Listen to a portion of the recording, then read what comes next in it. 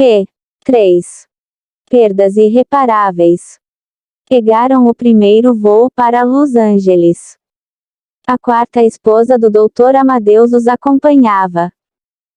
Quando chegaram ao hospital, Marco Polo avistou o filho de longe.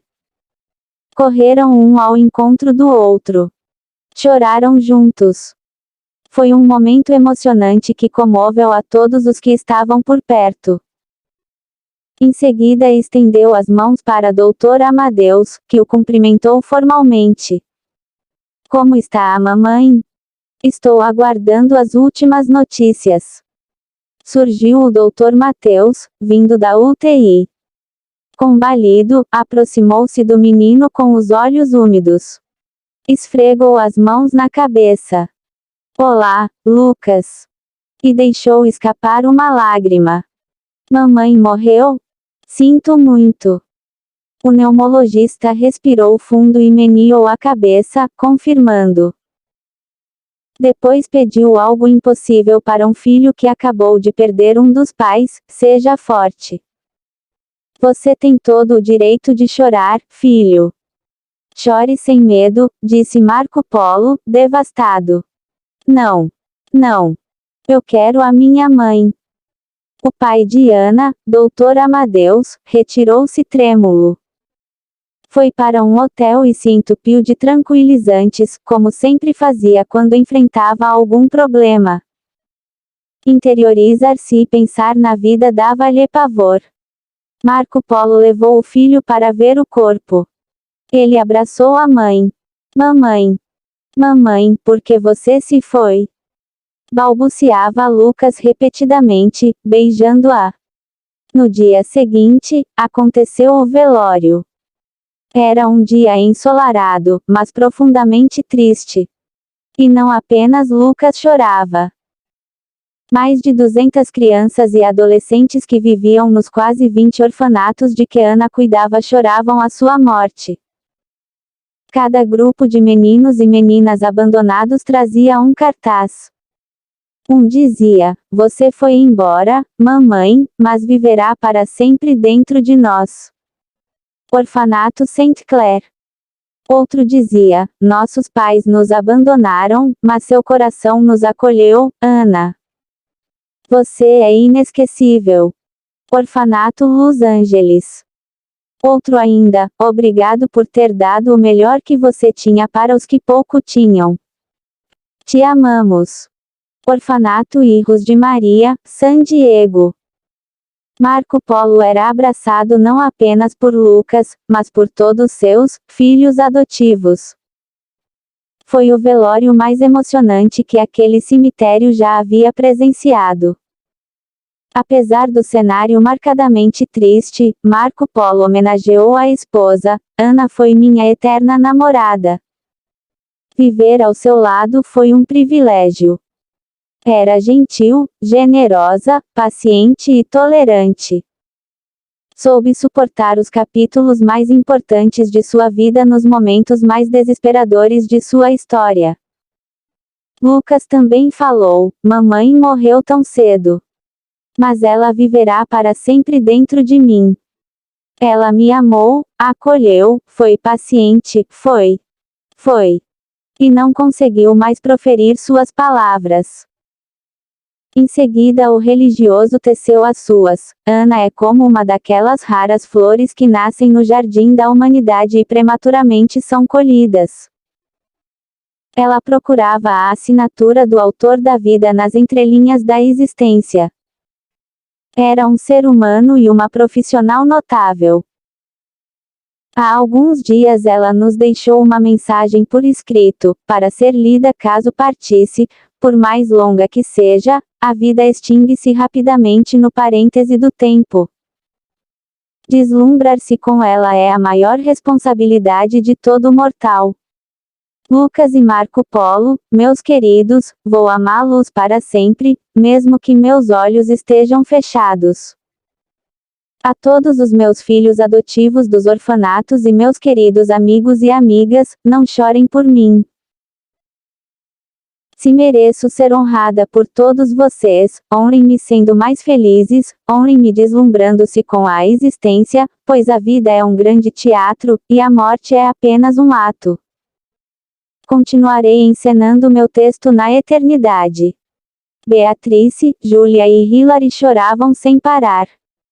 Ao ouvirem essas palavras, bateram longas palmas em homenagem à sabedoria da amiga Ana. Todos os presentes as acompanharam. Honraram Ana com o cálice da alegria. Durante a saída do velório, o doutor Amadeu se aproximou de Marco Polo. Parecia que finalmente aquele homem idoso quebraria sua máscara e se curvaria em generosidade. Ledo engano. Olhando para as crianças dos orfanatos, ele disse com arrogância: "Você e minha filha fizeram coisas interessantes.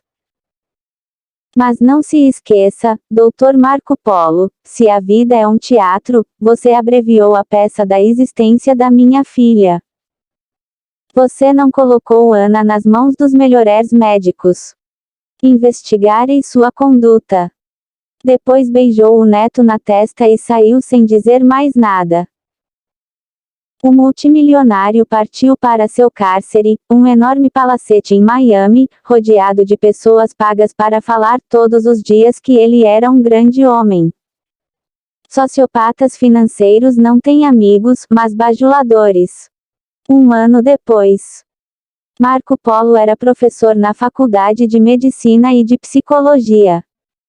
Apesar de ser um intelectual aplaudido, não escondia suas falhas debaixo do tapete da intelectualidade. Certa vez estava na sala dos professores do departamento de psicologia com o Dr. Robert, um renomado psicólogo, professor na mesma instituição. "Como está Lucas?" perguntou o amigo. "Continua usando drogas", disse Marco Polo levando as mãos à cabeça. "Sinto muito. Me angustia ao ouvir a variação da famosa frase, médico, cura a ti mesmo. Para, psiquiatra, cura teu próprio filho. Ele é resistente ao tratamento." Lucas já passou por 5 psicólogos e 3 psiquiatras. Mas sempre acaba desistindo. Tento ajudá-lo, mas é difícil.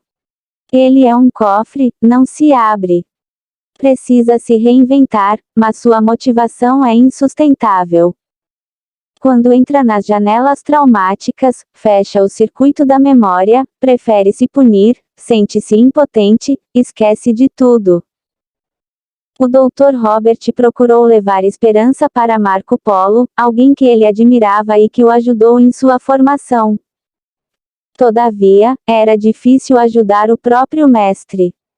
"Você é um excelente psiquiatra, treinou muitos de nós. Tenho certeza que de alguma forma vai conseguir ajudá-lo a dar a volta por cima. Sonho dia e noite com isso. Mas tenho medo de perdê-lo." Depois respirou profundamente e comentou: "É difícil aceitar o fato de que ajudei inúmeros pacientes, treinei psiquiatras e psicólogos, mas falhei na hora de cuidar de quem estava em meus braços." O Dr. Robert disse: "Você desenvolveu uma teoria sobre o funcionamento da mente, sabe melhor do que ninguém que não temos controle sobre o processo de formação da personalidade.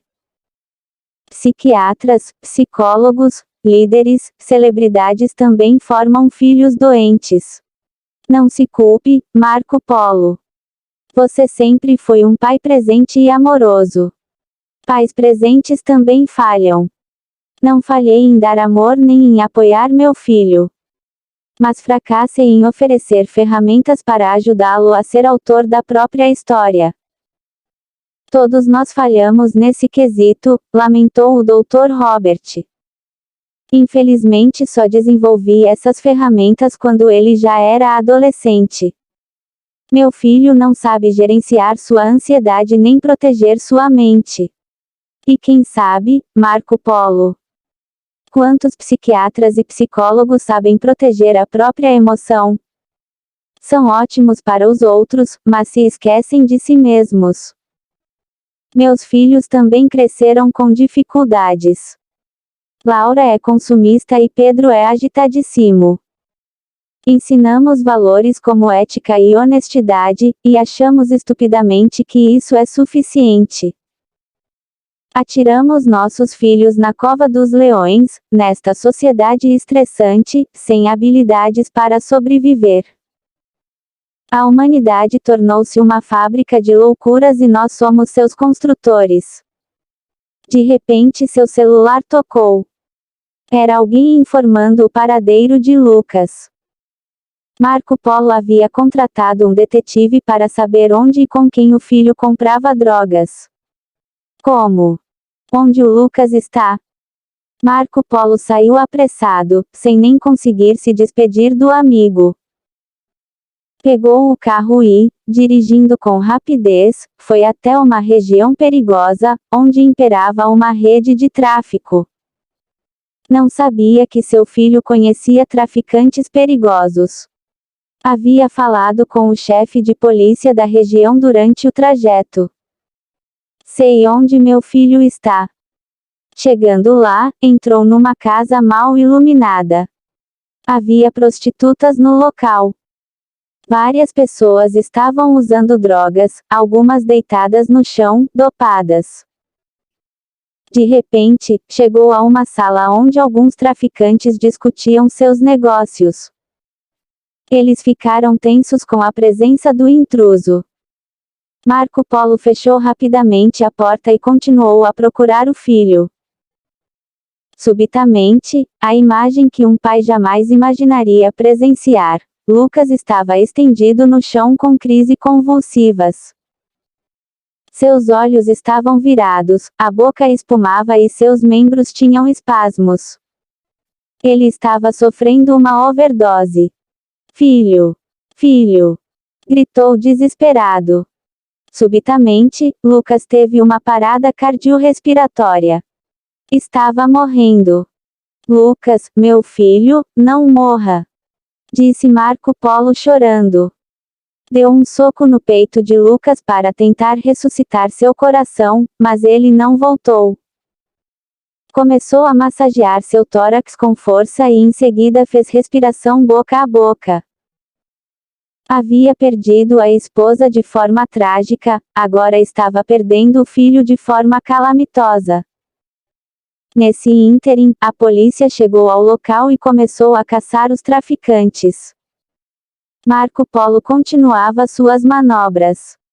Felizmente o coração de Lucas voltou a bater. O garoto tossiu.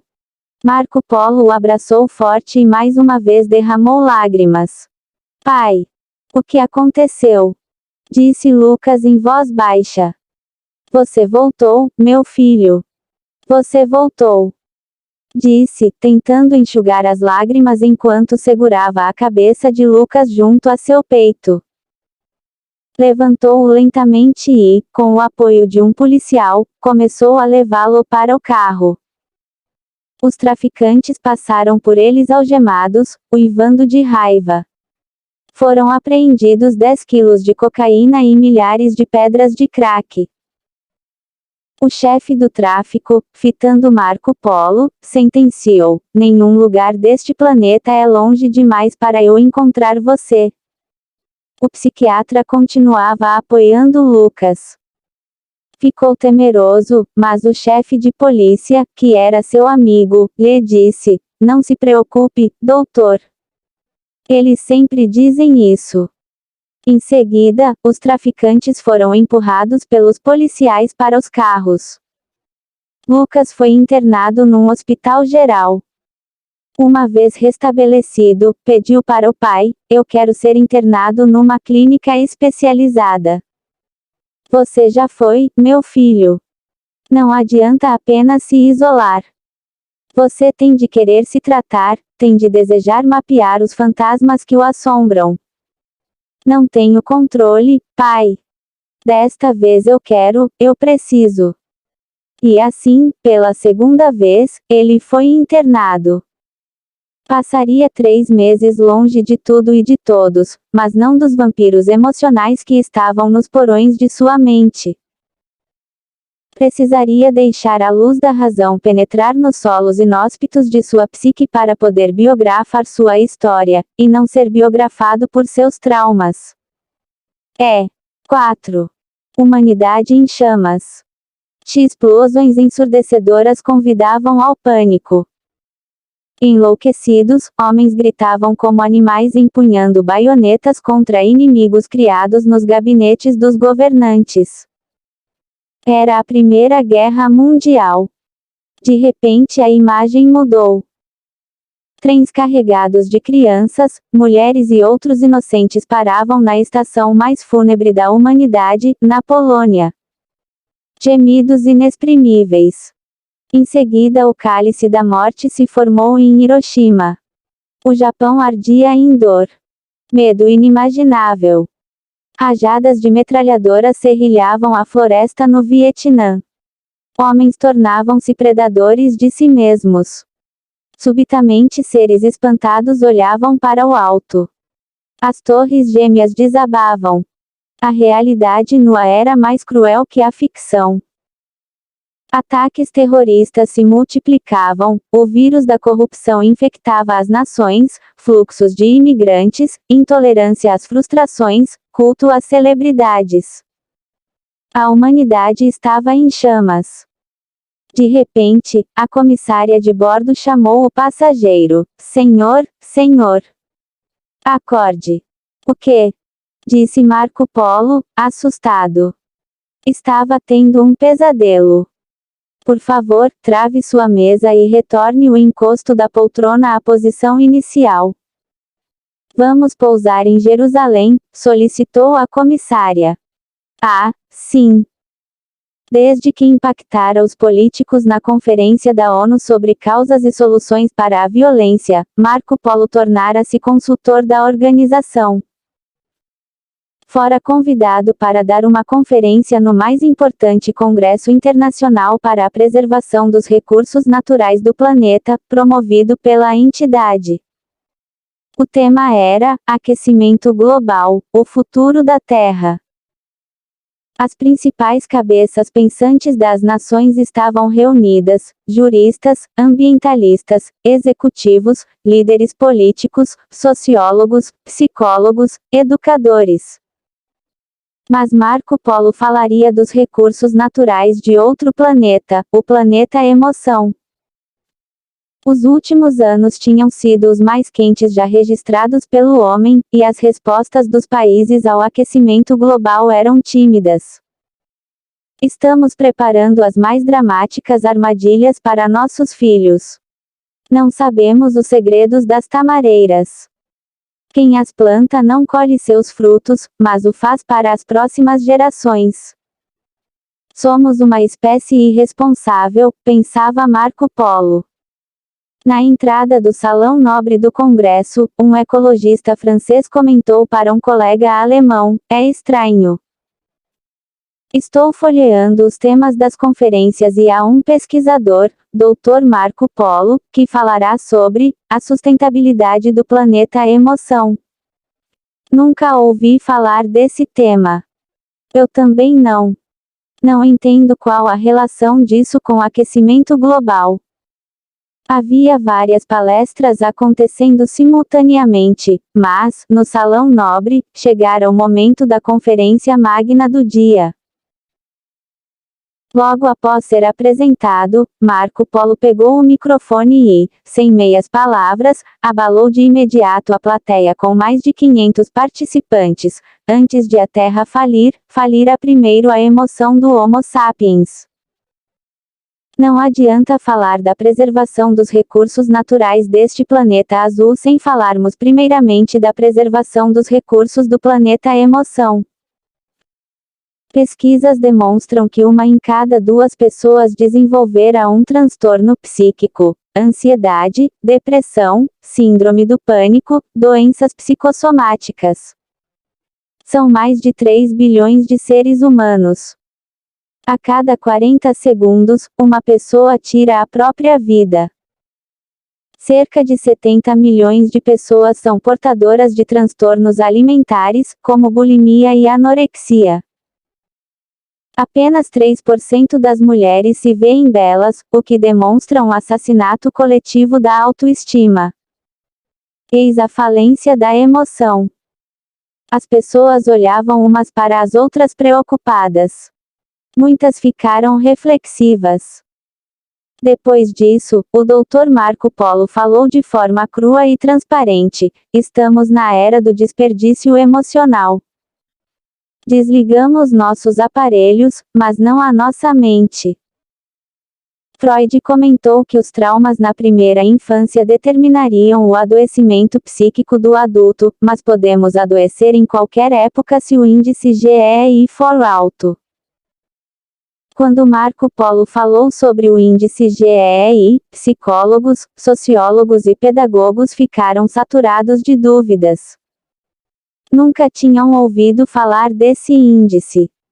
Logo uma socióloga, a doutora Michelle, professora de uma universidade de Paris, que estava sentada na segunda fileira, se levantou e o interrompeu: desconheço o que é esse índice GEI, Dr. Marco Polo.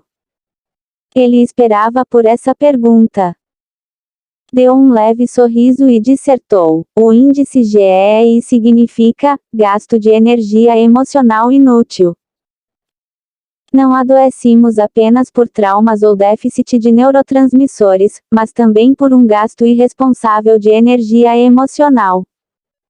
Mas quais comportamentos compõem esse índice? Questionou um ambientalista canadense. Se eu lhe contasse, o aquecimento global do seu planeta cérebro iria às alturas. Brincou. Todos sorriram. Em seguida solicitou: relaxem pernas e braços e, por favor, sorriam, pois o caso é de chorar. Todos sorriram mais uma vez diante do bem-humorado professor. Mas o que ele estava falando era sério. O primeiro comportamento que esgota os recursos naturais do planeta é a emoção, ser um agiota da emoção. Ninguém entendeu o que ele queria dizer. Marco Polo continuou: o agiota financeiro empresta a juros altos e, às vezes, impagáveis. Do mesmo modo, o agiota da emoção se doa para quem ama, mas cobra juros emocionais exorbitantes. São os pais que não suportam a mínima contrariedade dos filhos, professores intolerantes, incapazes de abraçar os alunos rebeldes, parceiros especialistas em criar atritos, executivos incapazes de dar risadas da própria estupidez. Sejamos honestos, quem é um agiota da emoção no seu íntimo? Muitos na plateia levantaram as mãos.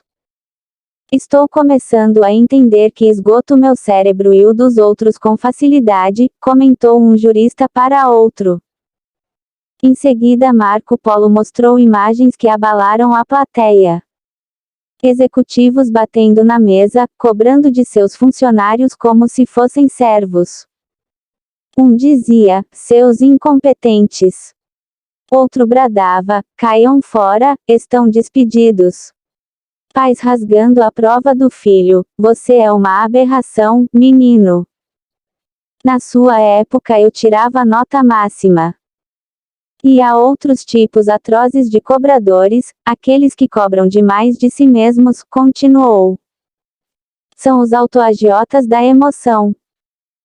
Quem cobra demais de si e dos outros está apto para trabalhar numa financeira, mas não para ter uma bela história de amor com a própria saúde emocional.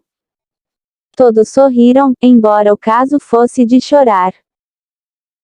Marco Polo seguiu: ruminar perdas e frustrações e sofrer por antecipação são outros comportamentos que destroem o planeta emoção e infectam o presente, o único tempo em que é possível ser feliz, realizado e relaxado.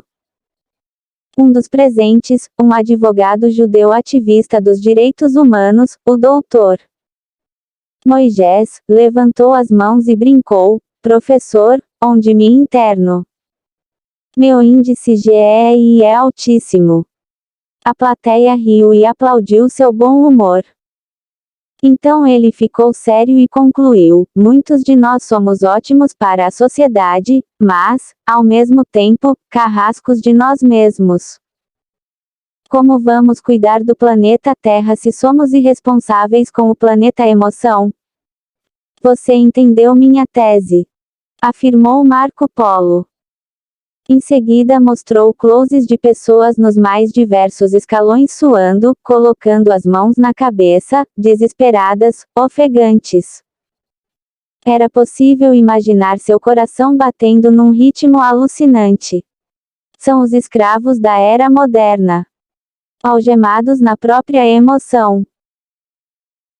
Um psiquiatra chinês, o Dr. Matao, ficou tão impactado com a exposição que perguntou: fadiga ao acordar, dores de cabeça, queda de cabelo, dificuldade de conviver com pessoas lentas podem ser considerados sintomas de que os recursos do planeta emoção estão esgotados.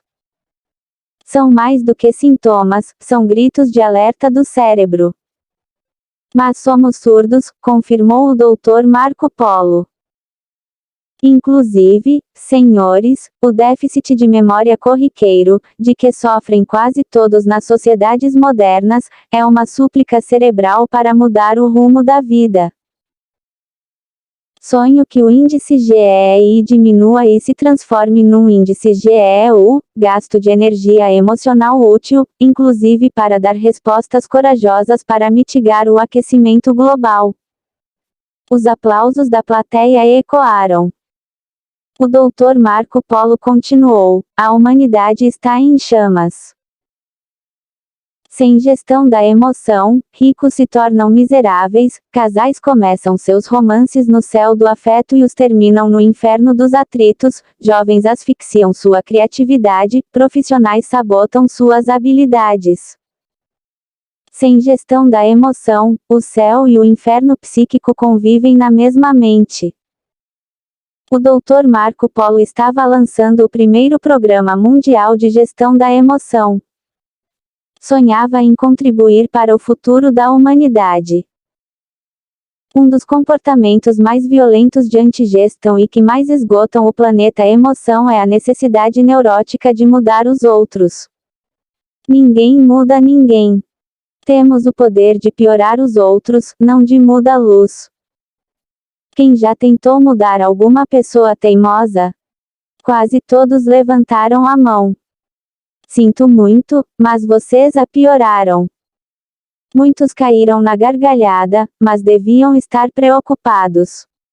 O psiquiatra completou: só a própria pessoa pode se reciclar. Existe um fenômeno que arquiva todas as experiências no córtex cerebral sem a autorização consciente do eu. E projetou na tela uma representação do fenômeno RAM, registro automático da memória, atuando num imenso cérebro. Uma rejeição, alguma ofensa, um tom de voz elevado, uma crítica, algum pensamento perturbador, tudo era registrado em frações de segundo, formando arquivos que mudavam a paisagem da memória. Ele usou a metáfora de uma cidade para ilustrar a explicação. Era como se as praças deixassem de ser arborizadas e iluminadas, os bairros fossem perdendo seu brilho, as ruas se enchessem de buracos. Cuidado, senhoras e senhores, as técnicas que usamos para tentar mudar os outros geram janelas traumáticas que cristalizam neles tudo aquilo que mais detestamos: elevar o tom de voz, criticá-los excessivamente, passar sermões, comparar e pressionar. Marco Polo fez muitos outros comentários importantes e complexos. Discorreu sobre a natureza dos pensamentos, o gerenciamento do estresse, autonomia, reedição da memória. Tudo parecia transcorrer de forma brilhante em sua conferência. Quando ele já se aproximava do fim, uma inesperada tempestade emocional começou.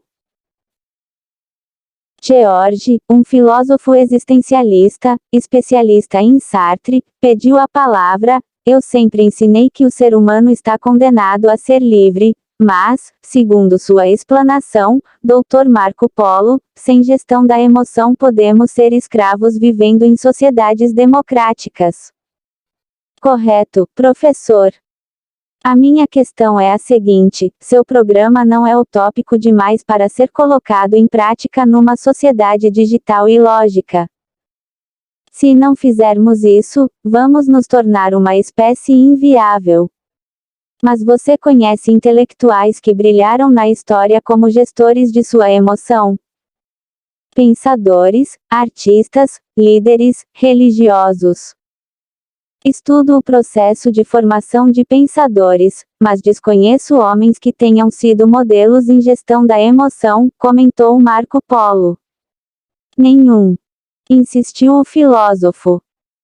Marco Polo começou a dar exemplos surpreendentes. Freud baniu da família psicanalítica os que contrariaram suas ideias.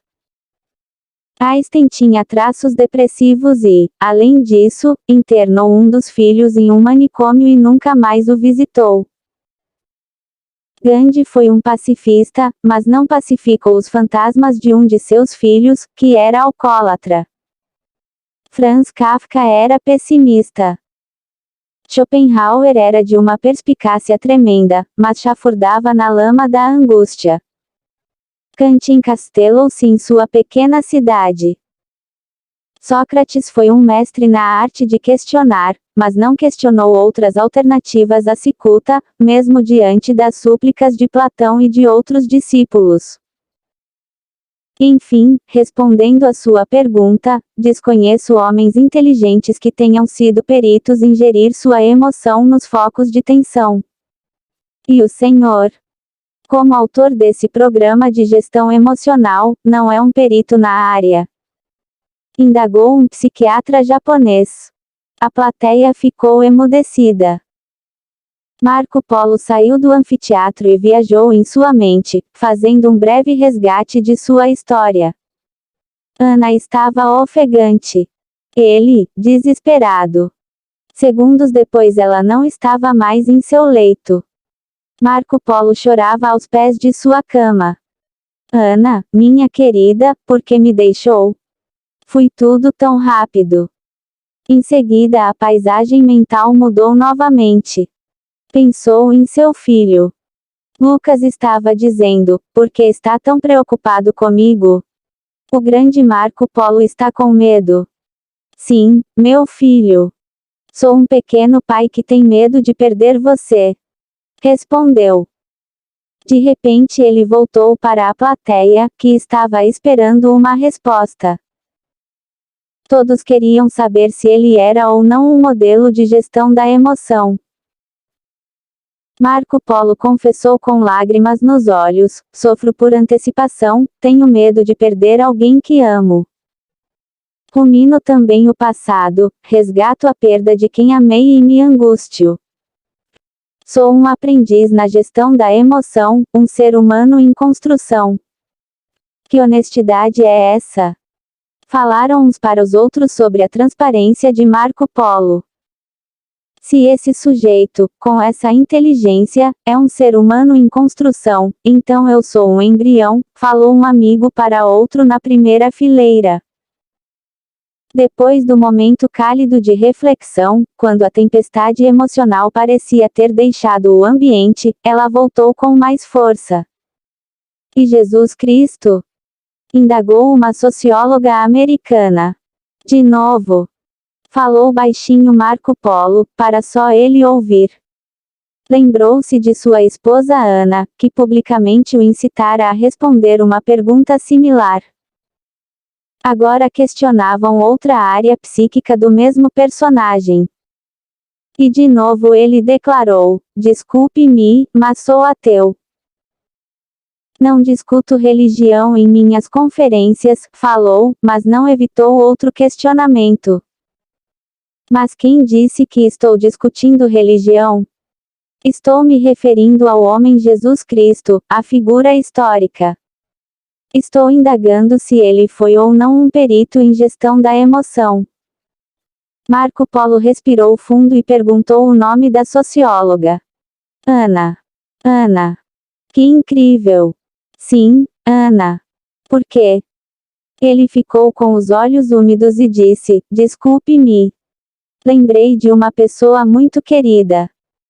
Já fui desafiado a estudar a mente de Jesus, mas só analiso biografias confiáveis. Sempre considerei as suas biografias, ou evangelhos, uma tentativa de um grupo de galileus de produzir um herói para se livrarem do jugo de Tibério César, o tirânico imperador romano. Houve um alvoroço na plateia. De repente caiu um raio no meio da tempestade emocional. Dr. Marco Polo, sua tese sobre o índice GEI e a gestão da emoção são inteligentíssimas, mas o senhor não acha que esse comportamento expande esse índice? Questionou a doutora Sofia. Silêncio geral na plateia. O psiquiatra ficou sério por alguns instantes, mas depois abriu um largo sorriso.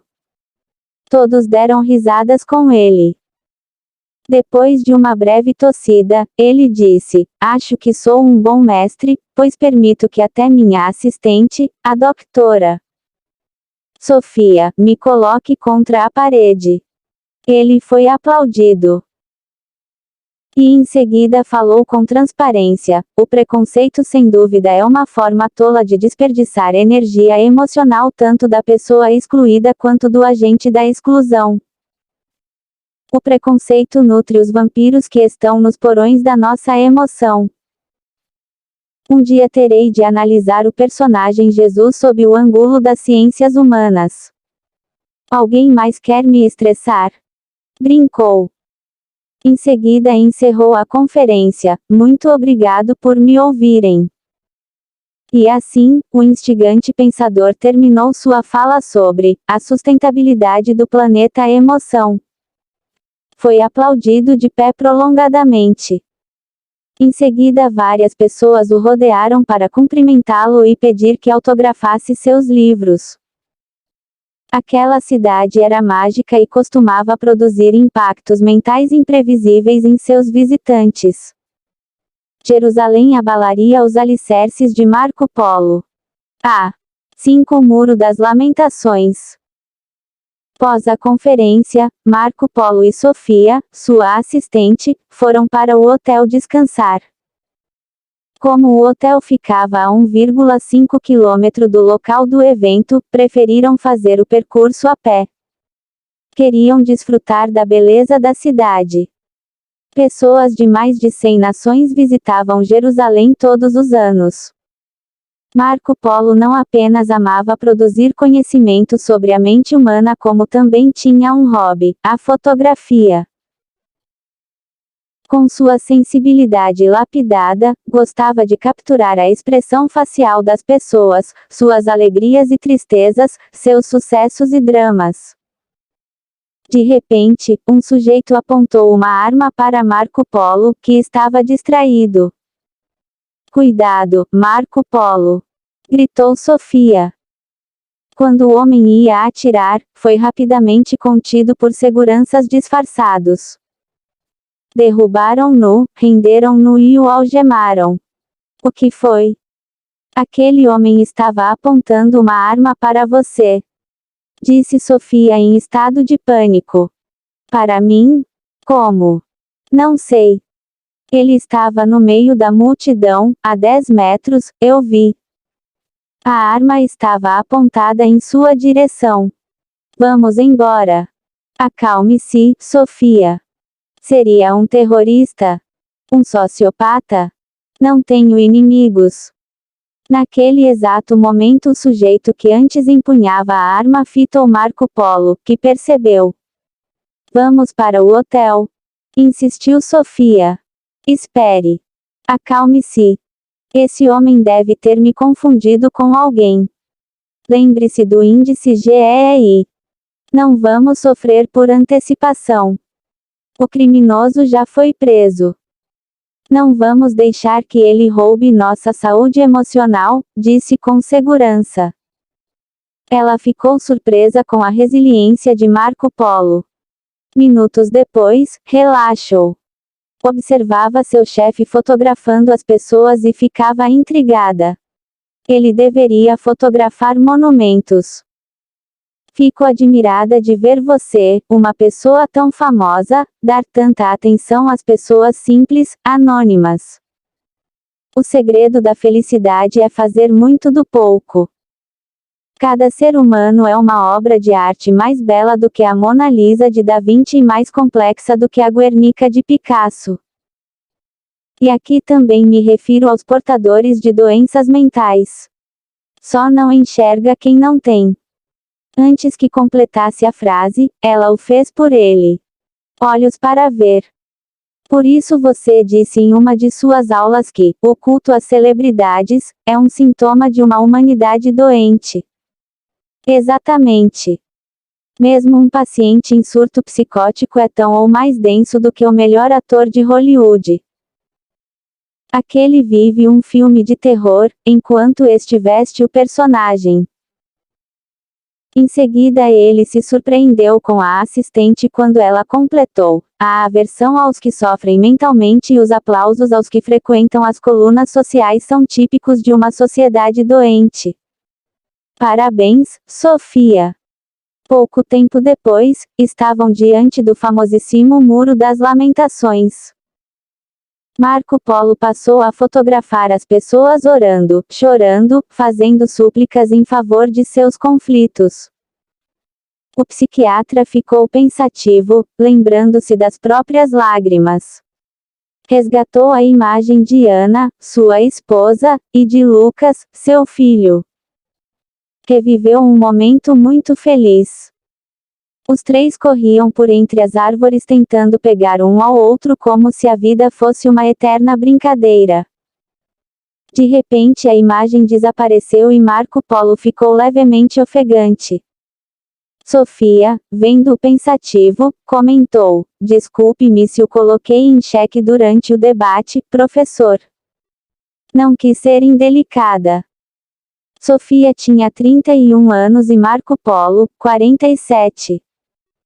Aprendo mais com quem me desafia do que com quem me aplaude. Sempre fui muito tímida, nem sei como falei aquilo. Os tímidos sempre estão em débito com a espontaneidade. Tem um índice GEI alto, pois se preocupam muito com a opinião dos outros. Se silenciar suas ideias, Sofia, terá uma dívida impagável consigo mesma. Sofia ficou surpresa com essas palavras. Já que você me instiga a não me calar, o que o fez mudar o semblante enquanto fotografava? Não sei definir. Fotografei alguns personagens estranhos que me fizeram viajar no tempo. A viagem foi agradável. Sim, mas o retorno foi cruel. O Muro das Lamentações era uma espécie de museu a céu aberto, o remanescente da estrutura que dava sustentação para o edifício principal, um local onde fora construído o Templo de Jerusalém. Reis, presidentes, empresários, celebridades, pessoas de todos os povos e culturas passavam por ele, retiravam sua maquiagem social, lamentavam suas perdas e faziam seus pedidos. Ao tocar suas imensas pedras, os seres humanos despiam-se do manto de deuses e vestiam o manto da sua fragilidade e mortalidade. Segredavam palavras inaudíveis, escreviam desejos nunca antes expressos e os incrustavam nas frestas da muralha. Marco Polo, pela avalanche de estímulos estressantes por que passara, deveria estar apoiado no Muro das Lamentações, mas não se curvaria ao sobre-humano. Ao ver o comportamento de asiáticos, americanos, europeus, africanos, latinos, comentou em voz alta para si mesmo: não entendo por que essas pessoas gastam tanto tempo lamentando suas mazelas e fazendo pedidos. Será que não há coisas mais inteligentes e eficientes para resolver seus conflitos? Imediatamente Sofia olhou fixo para ele, que deu um leve sorriso e esclareceu: é preconceito meu, concordo. Mas é que não consigo aceitar esse tipo de comportamento. A doutora Sofia era psiquiatra, filha de médicos, pai católico e mãe protestante, ambos oncologistas. Cria em Deus, embora não fosse religiosa. Ao ouvir o questionamento de Marco Polo, ela lhe respondeu: muitas dessas pessoas que choram no Muro das Lamentações já choraram diante de oncologistas, ortopedistas, psiquiatras, enfim. Já procuraram a ciência para resolver seus graves problemas. Marco Polo engoliu em seco as palavras de sua assistente. É provável, confirmou. O socialismo não exterminou a religiosidade, a teoria da evolução não a asfixiou, a era digital não a silenciou. É interessante. Quem sacia o desejo irrefreável do ser humano de buscar suas origens e aliviar suas angústias? Questionou Sofia. Quando eu era jovem dizia que era ateu, mas depois comecei a pensar melhor e me tornei alguém romântico como você, passei a crer em Deus, Sofia. Mas, por fim, quando comecei a pesquisar a mais complexa fronteira da ciência, ou seja, a construção dos pensamentos e a formação da consciência, tornei-me um ateu científico. Em seguida fez uma longa pausa e pressionou com arrogância e ironia a sua assistente: responda-me com sinceridade, a crença em Deus pode ser considerada fruto de um cérebro evoluído? Antes de responder, responda-me primeiro: a arrogância pode ser fruto de um cérebro evoluído? Devolveu ela, enfiando um punhal em seu orgulho. Ei, espere aí. Chamou-me de prepotente? Disse ele admirado. Sem medo de ser repreendida, ela devolveu: e você me chamando de estúpida? Não sou religiosa, mas creio em Deus. Portanto, segundo seu diagnóstico, meu cérebro não é evoluído. Me desculpe. Se você não estava na inauguração do tempo gerada pelo Big Bang nem participou dos milhões de eventos físicos que se sucederam ao nascimento do universo e, ainda assim, afirma convictamente que em nenhum desses eventos houve a participação de um autor da existência, seja ele quem for, como eu o classifico? Deus, supergênio ou ingênuo? Que atrevida! Você me encorajou a não me calar, lembre-se. Marco Polo tinha discussões do mais alto nível quando era torpedeado com argumentos lúcidos. Sofia mexeu tanto com seus pensamentos que ele iniciou um debate filosófico raro e interessantíssimo. Stephen Hawking, gênio da física, certa vez disse que a busca por Deus era fruto do medo do escuro. Em minha opinião, foi ingênuo, pois o raciocínio dos religiosos é mais complexo do que uma fuga de qualquer tipo de medo ou fobia. Muitos evolucionistas também são simplistas ao crer que a teoria da evolução exclui Deus. Deus poderia ser o originador e o monitorador dos processos aleatórios da evolução. Darwin, ao morrer, sabia disso, pois, em meio a vômitos e angústias, clamou por Deus. Interessante, disse Sofia, impressionada com a cultura do Dr. Marco Polo. Por favor, continue. E, em meio a tantos transeuntes que passavam pelo Muro das Lamentações, os dois cientistas da mente humana continuaram seu inquietante debate. Parecia que não havia nada nem ninguém em Jerusalém para distraí-los.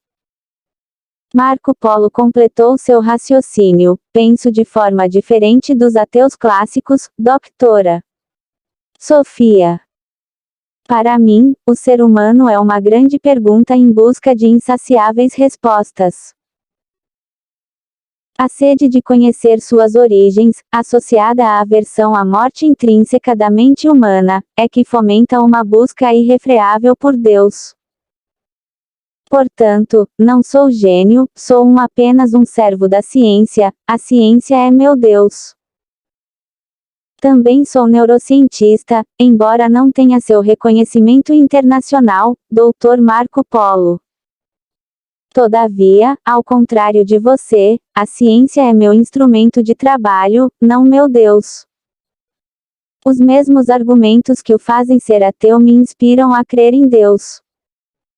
E me desculpe por afirmar que o extremismo racional é tão atroz quanto o fundamentalismo religioso.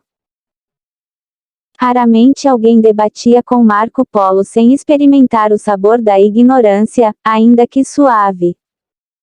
Mas a inteligência de Sofia perturbava seu cérebro. Tenho de reconhecer que seu raciocínio é romântico, mas brilhante, disse ele, sorrindo. E acrescentou: empatamos. Mas Sofia não ficou satisfeita com um empate. Pensando nos ataques terroristas, nas massas de imigrantes, nos conflitos culturais que se multiplicavam, ela acrescentou: e acho que a ciência e as universidades atuais apequenam-se quando se recusam a debater sobre Deus e espiritualidade, achando que isso tem a ver com a adesão a uma religião. Os filósofos do passado, como Descartes, Spinoza, Agostinho, Kant, eram mais ousados. Esses temas eram assuntos de pensadores, não os deixavam apenas nas mãos dos religiosos. Marco Polo franziu a testa e sorriu impressionado. Que mulher ousada! Quando terminaram o debate, descobriram que dezenas de pessoas ao redor ouviam atentamente a discussão. Alguns os aplaudiram. Ninguém venceu o debate, mas eles pelo menos marcaram seus territórios. M.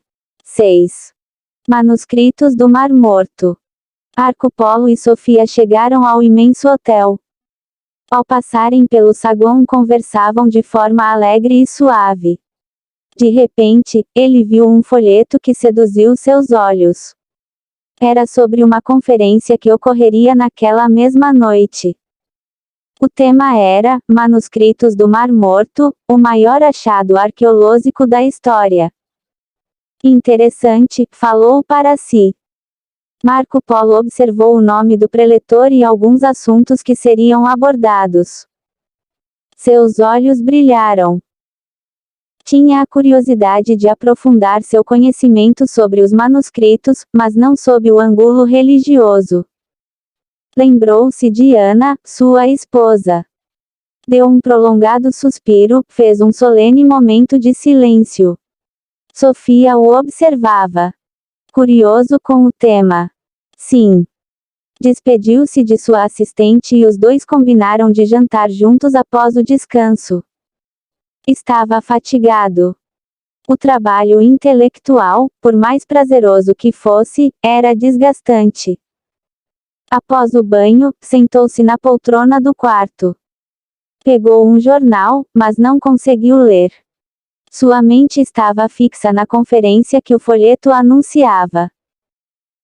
Pensou aqui, refletiu acolá, hesitou por instantes, mas, inquieto, ligou para Sofia. Estou pensando em ir à conferência sobre os manuscritos do Mar Morto. Começa em 30 minutos. Se estiver disposta, gostaria de convidá-la. Jantaremos depois do evento. O que acha? Ela abriu um sorriso. Proposta aceita. 10 minutos depois estavam num táxi a caminho do local indicado no folheto. Chegaram em cima da hora. O conferencista, o professor Moisés Abram, era arqueólogo da Universidade de Jerusalém, um Ph.D. respeitado. Havia cerca de 70 pessoas no anfiteatro para ouvi-lo. Marco Polo sentou-se na última fileira. Não queria se expor. Os manuscritos do Mar Morto são uma coleção de centenas de textos que estavam encravados nas cavernas de Qumran, no Mar Morto. Foram encontrados logo após a Segunda Guerra Mundial, entre o final dos anos 1940 e durante a década de 1950. São cópias rigorosas dos textos sagrados hebraicos, realizadas por uma casta de judeus, os essênios, que viverão há mais de 2000 anos, no século II a.C. representam, portanto, os maiores achados arqueológicos da literatura mundial, contou o Dr. Moisés com propriedade. A plateia ficou impressionada pela longevidade dos textos e pela obsessão dos essênios em fazer cópias fiéis das antigas escrituras. Em seguida, o Dr. Moisés explicou: os manuscritos são certamente a versão mais antiga da Bíblia hebraica. Só não contém os livros de Ester e de Neemias. Seus copistas viviam na clausura e sua fidelidade aos textos originais era tão grande que descartavam todas as versões com erros ortográficos. Provavelmente viviam em pleno silêncio enquanto realizavam essa magna tarefa. Marco Polo ficou impressionado com o que ouviu. Após a exposição, a sessão de perguntas do público foi aberta. Depois de se apresentar brevemente, falou: Dr. Moisés, estou realmente surpreso com a sua exposição. Sempre fui crítico da manipulação dos tradutores ao longo dos séculos. Eles são vitais numa sociedade, mas há uma expressão italiana: tradutores, traidores.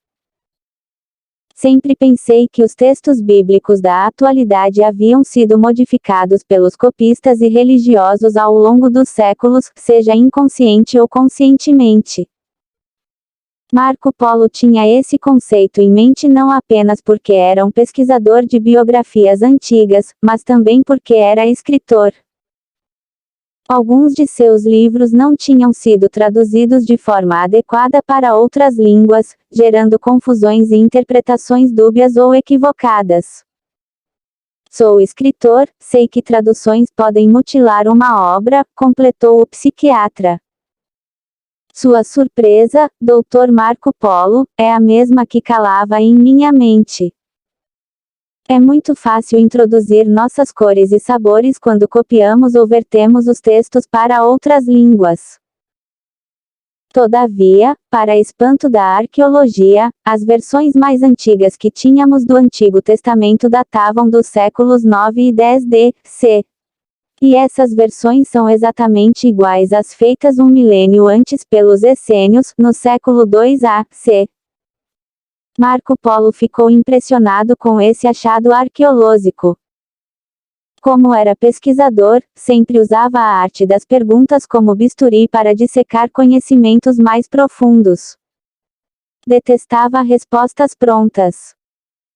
Sob o olhar espantado de Sofia, começou em seguida a bombardear o Dr. Moisés com seus questionamentos: qual é a história da formação dos essênios? Quais foram seus projetos de vida? Que motivação consciente e inconsciente os controlava? Com quem aprenderam a escrita? Suas relações interpessoais eram regadas à generosidade ou à competitividade? Como se constituía sua hierarquia social? O Dr. Moisés sorriu. Já tinha ouvido falar do Senhor, Dr. Marco Polo. Sua avalanche de perguntas expressa a mente de um cientista insaciável e exigente. Desculpe-me. Não sei aprender de outro modo, brincou Marco Polo. Sinto muito, mas não tenho muitas respostas. Há mais de 20 anos estudo essa misteriosa casta judaica, mas quase não há relatos sobre os essênios. Provavelmente eram cultos, viviam na clausura e com rigor comportamental extremo, o que evidencia uma motivação incontrolável para cumprir seu projeto de vida. Preservar esses escritos para as gerações seguintes era seu legado para o mundo.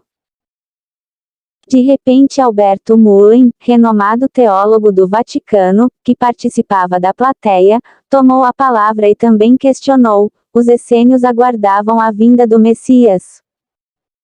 Alguns textos que escreveram falavam sobre o Messias, indicando que esperavam, sim, sua vinda, comentou o arqueólogo.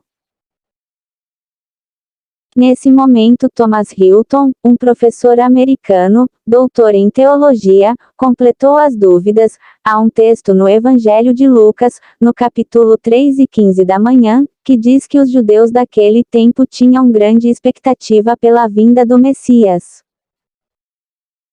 Será que esse fenômeno religioso, associado às tensões políticas e econômicas da época, não motivou os essênios a encravar várias copias nas montanhas?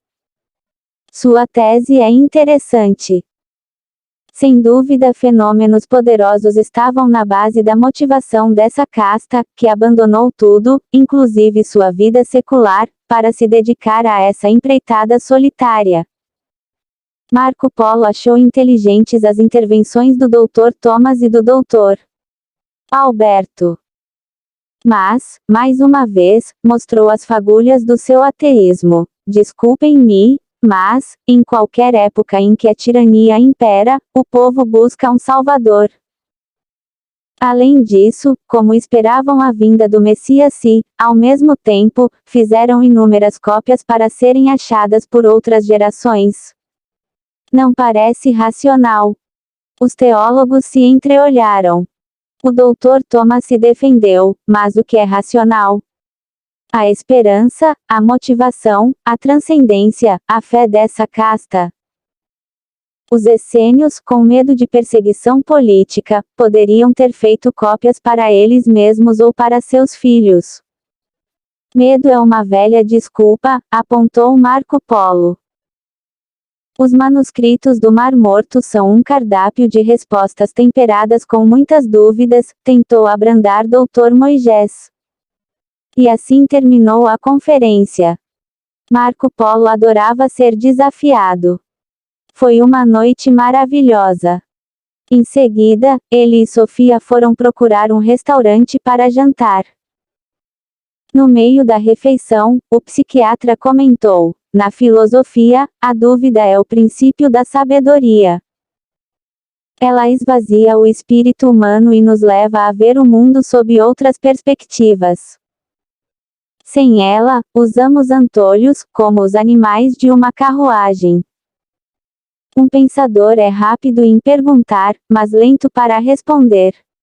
Mas a metralhadora de suas perguntas assusta, observou Sofia. Marco Polo sorriu e acrescentou: a ditadura das respostas é cruel. Cientistas, educadores e religiosos frequentemente são viciados em responder sem antes se questionar. Não formam pensadores. E assim tiveram uma agradável conversa. Depois do jantar foram para o hotel. Passariam mais alguns dias em Jerusalém.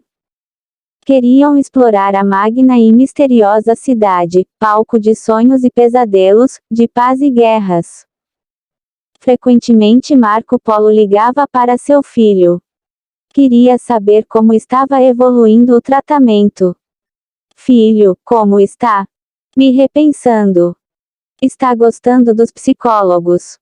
São interessantes. Mas não sinto nenhuma alegria. A abstenção da droga gera uma reação depressiva. Lute pela sua vida, Lucas. Ela é seu maior tesouro. Há educadores na comunidade terapêutica? Sim. Todos eles passaram pelo mesmo caos. Me dão muita força. Nunca se esqueça de que os maiores cárceres não estão nos presídios, mas em nossa mente. E assim a conversa se estendia. Está gostando de Jerusalém, pai? Muito. Nesse momento Lucas se lembrou da mãe. Mamãe amaria estar aí. E começou a chorar. Marco Polo ficou emocionado também. Seus olhos ficaram úmidos. Não tenha medo de lembrar nem de falar de sua mãe. Nem tenha medo de chorar. Os grandes homens choram. E depois terminaram um confessando que amava o outro. No dia seguinte, quando chegaram de um passeio, Sofia viu um folheto sobre outra conferência de teólogos renomados. O tema era: as biografias de Jesus, realidade ou fantasia? De imediato ela foi seduzida. Veja, Marco Polo, que tema interessante. Ele fitou os olhos dela e jogou-lhe um balde de água fria. Sinto muito, não estou motivado, falou clara e convictamente. Lembre-se da conferência da ONU. Você foi instigado a pesquisar a mente de Jesus. Instigado inclusive por você. Mas não tenho interesse no momento. Sofia não gostou de sua negativa, afinal de contas no dia anterior ela aceitara o convite dele. Poderia ter sido um pouco mais delicado. Repensando sua indelicadeza, Marco Polo, ao sair do elevador, disse-lhe: ok. Aguardo você às 19 horas no saguão do hotel. Não se sinta obrigado. Irei. Mas não convém. Afirmou. Por quê? Metralhadora de perguntas. Lembrou ele. Ela entendeu o recado. Marco Polo não se calaria, tinha a grande chance de questionar os palestrantes e tumultuar o ambiente. Abalar mentes rígidas era uma de suas especialidades. Sofia admirava seu professor, mas ficou realmente preocupada. Ele parecia incontrolável quando começava a questionar tudo e todos. Parecia que Sócrates e Marco Polo bebiam da mesma fonte, muito embora Sócrates não fosse ateu, ao contrário, ao ser condenado a tomar cicuta, o veneno que o calaria, ele protestou dizendo que continuaria filosofando na eternidade. Marco Polo não queria saber do futuro, mas debater no presente.